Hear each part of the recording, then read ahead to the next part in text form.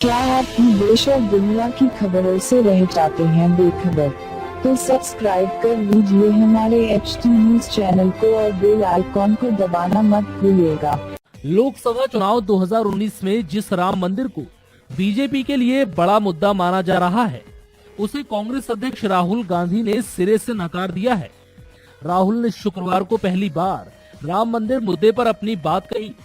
उनका कहना है कि लोकसभा चुनाव के लिए राम मंदिर कांग्रेस का मुद्दा नहीं है। राहुल गांधी ने कहा, 2019 चुनाव में भ्रष्टाचार, बेरोजगारी और लोगों की आम समस्याएं बड़े मुद्दे होंगे। राम मंदिर हमारे एजेंडे में नहीं है। Narrative of 2019 basis. The central piece of the narrative, youngsters, is jobs for India's young. Rozgar is second narrative is destruction of the economy by Narendra. Third narrative is education and healthcare for the Indian people.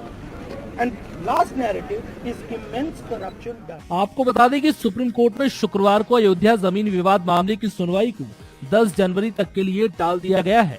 वैसे भले ही राहुल गांधी ने राम मंदिर को बड़ा मुद्दा मानने से इनकार कर दिया है, लेकिन वो राफेल डील को बरकरार रखने के मूड में दिखाई दे रहे हैं।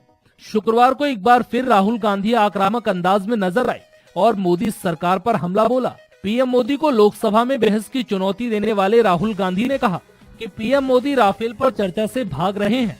इससे पहले गुलाम नबी आजाद ने पीएम मोदी पर राफेल घोटाले पर पर्दा डालने की कोशिश का आरोप लगाया था। साथ ही उन्होंने ये भी आरोप लगाया था कि सुप्रीम कोर्ट में सरकार ने गलत हलफनामा दिया। फिलहाल इस जानकारी में इतना ही।